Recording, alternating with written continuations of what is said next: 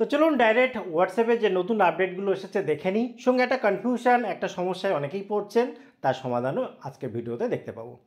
তো আপনি কি করবেন, প্রথমত গুগল প্লে স্টোরে গিয়ে আপডেট করে নেবেন হোয়াটসঅ্যাপটাকে, এবং হোয়াটসঅ্যাপটা আপডেট করার পর ওপেন করে নিলেন। ওপেন করার আগে শুরুর আগে একটুখানি বলে রাখি, যদি চ্যানেলে প্রথমবার এসে থাকেন অবশ্যই সাবস্ক্রাইব করে রাখুন, এবং যারা পুরানো সাবস্ক্রাইবার তাদের কাছ থেকে একটা লাইক কমেন্ট শেয়ার আশা করি এই ভিডিওতেও চাইলাম। চলুন শুরু করি। তো দেখুন, প্রথম আপডেটটা আপনি নিচে যে লাইনটা রয়েছে, যেগুলো রয়েছে তার মধ্যে আপডেট যেটা লেখা রয়েছে, এখানে যখনই আমি আসব আপনি যাবেন তখনই দেখতে পাবেন এই যে চ্যানেলের এখানে, ধরুন আপনি চ্যানেল খুলেছেন, চ্যানেল খুলে রাখা কিন্তু হেভি ইম্পর্টেন্ট। যদি না খুলে রাখেন অবশ্যই খুলে নিন, কারণটা আজকে ডেটে আর ব্যাখ্যা করা লাগে না, অনেক সুবিধা পাওয়া যায়। তো যাই হোক, যাদের চ্যানেল নেই খুলে নেবেন, কিন্তু যাদের আছে তাদের যে সুবিধা নতুন অ্যাড হলো, কী সুবিধা চলুন দেখে নিই। ধরুন এখানে আমি একটা চ্যানেল খুলে রেখেছি, ওপেন করে নিলাম। ওপেন করার পর উপরে যে চ্যানেলের নামটা রয়েছে এর উপরটায় যখন আমি ক্লিক করলাম, এখানে স্ক্রল করে যদি নিচে আসি, দেখুন একটা অপশান নিচে সবুজ কালারে লেখা আছে যে ট্রান্সফার ওনারশিপ। ট্রান্সফার ওনারশিপ মানেটা কি? এখানে আপনি আপনার যে চ্যানেল তার যে অনার অর্থাৎ মালিকানা সেটা ট্রান্সফার করতে পারেন।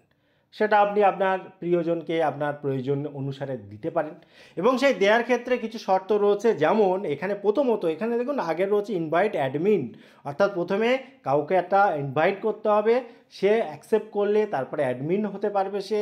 এবারে অ্যাডমিন হওয়ার পরেই তাকে অনারশিপটা চেঞ্জ করতে হবে। কিভাবে করবেন জানতে হলে বা বুঝতে না পারলে অবশ্যই কমেন্ট করে রাখুন, এ বিষয়ে ভিডিও বানাবো। এবারে দ্বিতীয়ত এখানে দেখুন একটু উপরে আসি, উপরে এসে এখানে খেয়াল করে দেখুন এই যে চ্যানেল সেটিং রয়েছে, এখানে যখন আমরা ক্লিক করলাম এখানে দেখুন তিনটে অপশান রয়েছে। প্রথম হচ্ছে এনি ইমোজি, তারপর একটা হচ্ছে ডিফল্ট অনলি, আর তারপর হচ্ছে নন। অর্থাৎ আপনার চ্যানেলে ইমোজি যে সেটিংটা ছিল, প্রথমত কিছু পার্টিকুলার ইমোজি দিয়ে রাখতো, যেটা থেকে আপনি সিলেক্ট করতে পারতেন, মানে যেটা থেকে যে কেউ সিলেক্ট করতে পারতো, তার মধ্যে থেকে ইমোজি রিয়াকশান দিতে পারতো।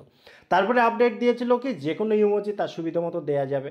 কিন্তু এই ক্ষেত্রে যখনই স্বাধীনতা দিয়ে দিয়েছে পুরোপুরি, তখন কিছু মানে খারাপ ব্যাপার এসে যাচ্ছে। তার জন্য আরও একটা অপশান দিয়েছে, সেটা হচ্ছে নান। অর্থাৎ আপনি যদি না চান যে ইমোজি কেউ দিক, এটা আপনার পছন্দ নয়, সেক্ষেত্রে আপনি নান এটা করে দিতে পারেন। এটা গেল। এবারে যেটা বলছিলাম সেটা হচ্ছে দেখুন, এখানে অনেকেই এই প্রবলেমটাই ফেস করছেন। সেটা হচ্ছে আপনি আপনার যে স্ট্যাটাস, সেই স্ট্যাটাসের এখানে আসলেন, ধরুন কোনো একটা স্ট্যাটাস আপনি দিয়েছেন, যখন দেখার জন্য গেলেন এখানে দেখুন যে চোখের আইকন সেটা কিন্তু এরকম শো করছে যে ভিউজ নট অ্যাভেলেবেল।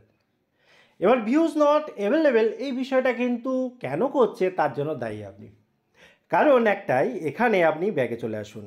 ব্যাগে চলে এসে আপনার যে সেটিং রয়েছে অর্থাৎ হোয়াটসঅ্যাপের সেটিং, সেই এই যে উপরে যে 3 ডট পয়েন্ট, এই জায়গাটা এসে একবার ক্লিক করে দিন।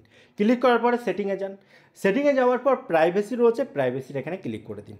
এখানে আপনি খেয়াল করে দেখুন রিড রিসিপ্ট যে অপশানটা, সেটা অনেকের সুবিধার জন্য অফ করে রাখে, যাতে করে ব্লু টিক না আসে, ডবল টিক, এই বিষয়গুলো যাতে মানে আপনি এই মেসেজ পড়ে নেবেন কিন্তু সে জানতে পারবেন, এই সুবিধাগুলো নেওয়ার জন্য এটা অফ করে রাখে। কিন্তু এটা অফ করলে আপনি ভিউ কাউন্টের ক্ষেত্রে কিন্তু অসুবিধায় পড়বেন স্ট্যাটাসে। তো আপনার যদি ভিউ কাউন্ট না আসে তাহলে আপনি অবশ্যই এটাকে অন করে দেবেন।